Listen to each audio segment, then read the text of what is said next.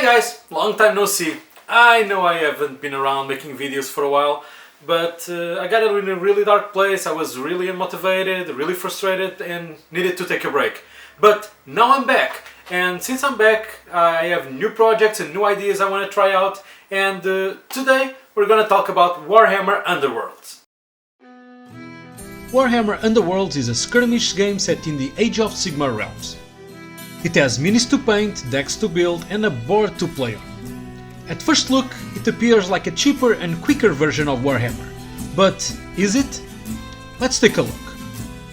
Disclaimer, my experience with Warhammer Underworlds is limited, and the views about content is from what I had and got extra for this video. Some things might have changed with the latest editions. To play, you are going to need a Warband, a deck built from your Warband cards and or universal ones, a board and the Warhammer Underworlds dice set. The easier way to get all of this is to buy the core set, and every edition has one that comes with boards to play on, tokens and markers, a rulebook, 2 warbands to fight each other, and a pack of the respective warband cards and even an universal cards for deck building. It also comes with the Warhammer Underworlds dice set. It even has some Ziploc bags for the tokens, which for me it's a great touch. It also comes with a preview of the edition book for those who want to dive into the lore. Comparing it to Age of Sigmar, the core set price is similar to a start collecting box, so the core set is a great investment for those who want to get in the game. One of my favorite things about Warhammer Underworlds is the ease that you can get a new warband. One simple expansion box and all the minis and cards that you'll need to play are there, and it only costs about the same as a unit for Age of Sigmar. All the minis come with the quality that GW already accustomed us. They come unpainted and on a sprue to assemble, and the bases come press sculpted. In my opinion, some of the Underworld figures are more dynamic than most of what I saw coming out for Age of Sigmar. I wouldn't be surprised if it is intentional to drive the sales of more warbands. Even if it is, the more cool minis to paint, the better.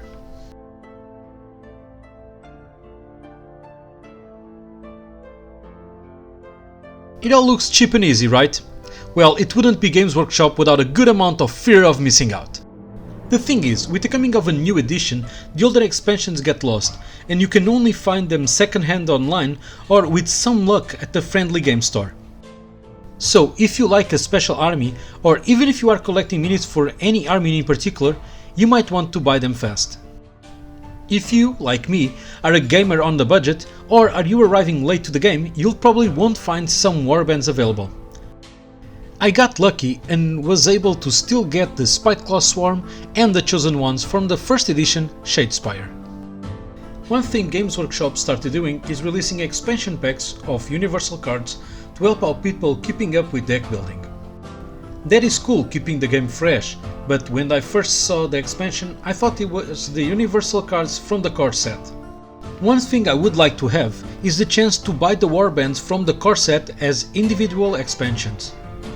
I had to get my Dread Pageant warband second-handed because it didn't make sense for me to buy another core set. I really don't like warbands and cards only being available on core sets, and that makes me not really want to get into the game. Apart from the warbands and cards, you can find a lot more from Warhammer Underworlds. Along with the game, Games Workshop also released board packs, carrying cases, thematic terrain to use on your boards, playing mats, card sleeves, deck boxes, and thematic dice set. Although all of this is completely optional, we probably can't get our hands in half of this. Most of it already got lost with the release of new editions. It would be cool to be able to get the boards from past editions, or even the terrain, to also use in our games of Age of Sigmar. I'm not a big fan of the carrying cases, even them being great on quality and made to carry everything you need to play. I prefer to get a foam tray that transforms the core set box into a carrying case. You can even find some cheap foam trays cut specifically for your specific warband. The game mat has really good quality and even has space to place the counters. Sometimes it's the little details like this that makes a difference. For what I could find, GW made mats for Night Vault and Beastgrave specifically, and made this abomination of a package. Seriously, what hell is this? The mat cast is all folded. At least they fix it on the packaging for the Beastgrave mat. It would be easy to have a generic Warhammer Underworlds mat with a good packaging that serves for all the editions, but we got this instead. At least the quality is good, so there's that. With Beastgrave, GW also started releasing an expansion called Arena Mortis that, from what I could find, changes the game and makes it more challenging, but I'll leave it for a future video, if you guys want, of course. One thing that I really didn't like was that, from what I could see, all dice packs from the Night Vault edition onward were the same. I know it's a little nitpicking, but if GW makes dice for every single army and warband, they could at least update the dice set in the core set, or at least don't have a sticker that still guides the Night Vault dice set. And on the topic of dice, I got the Nurgle set to match my Wormspat warband, and when I started playing I noticed one sad thing.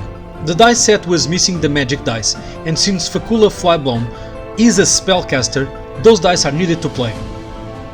It's okay, I ended up using the dice from the core set, but that defeats the purpose of buying thematic dice.